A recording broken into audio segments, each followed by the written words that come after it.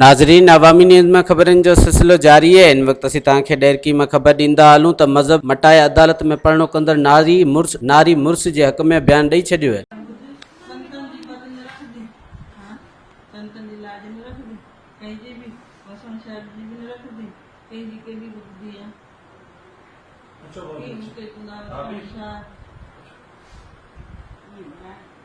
पुट वेंदे असांजे तरफ़ मोकल थी मता थिया त असांजे तरफ़ कोई ज़बरदस्ती थी न वेंदे मुस्लमान थींदे पंहिंजी ख़ुशी सां अमा हाणे बीठी आहे पाण पुछा करे असां हाणे छा करे सघूं। अदा वरी तव्हां पुछा कयो न न वठे पुछा करे वठो तव्हांजी भेण आहे?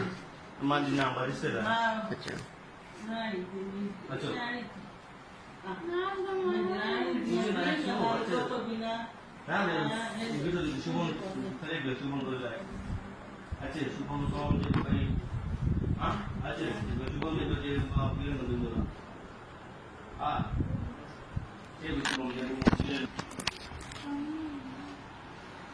बेटा मां एसएचओ आहियां वीरपुर मातले जो बेटा मां इन जे करे पुटायो आहियां ही वाक़ई जी ख़बर पई मूं चयो मां पाण वञी अदली सां मिलूं।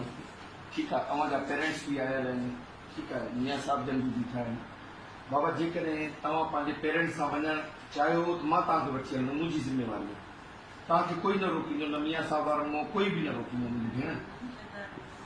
पुट असांजे तरफ़ों इजाज़त थी अगर वञणु चाहियो ख़ुशी सां असांजे तरफ़ां का रुकावट न थी माना हिते कोई बि तव्हांखे हिननि में जिते आयो त तव्हांखे कोई न रोकींदो पर इहो डिपेंड करे थो तव्हां ते त तव्हां असां सां माना पंहिंजे वालदेन सां था हलो या तव्हां हिते रहणु भेण पसंदि कयो।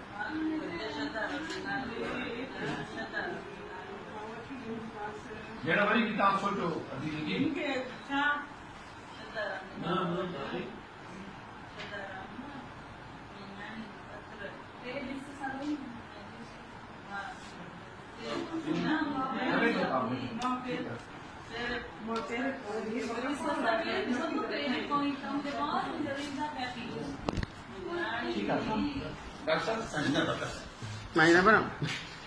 पुजे न वरी तव्हां मञीदा कोन केरु आयो केरु न आयो तव्हांजी नथो भरां भला ॿियनि जी थो भरां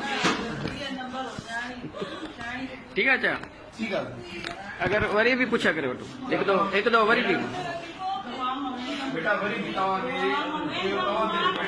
तव्हां असां सां गॾु हलंदव मां तव्हांखे वठी वेंदुमि मुंहिंजी ज़िम्मेवारी आहे।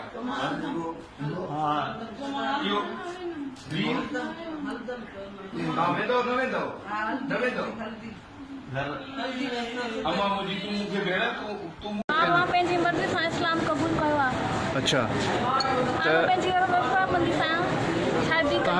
तव्हांजे वारसनि जेको आहे अॼु एहतजाज कयो आहे हू चवनि था ज़बरदस्ती तव्हांखे अगवा कयो आहे छा तव्हां इन जे लाइ छा चवंदो तव्हां? अच्छा अच्छा तव्हां केतिरो पढ़ियल आहियो? छो अॻिते छो न पढ़ियो तव्हां? अच्छा हाणे तव्हां हिते ख़ुशि आहियो हाणे अदालत में तव्हां छा स्टेटमेंट ॾिनी हिते बयान कहिड़ो ॾिनो?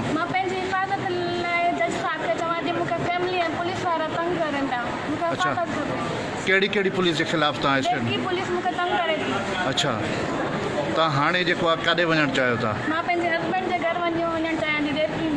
एंट्री दाख़िल कराई है SHO मीरपुर SP असांजी FIR नथा कटनि असां ज़ुल्म आहे असांजे न्याणी खे अगवा कयो आहे 50 ॼणा हुया साईं।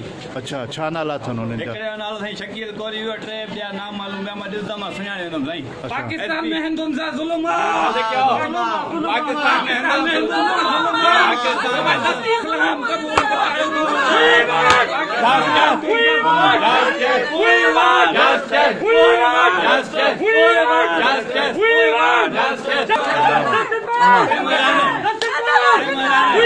मज़ीद खबरों और तफसीलात के लिए विजिट करें हमारी वेबसाइट www.awamiNewsHD.com।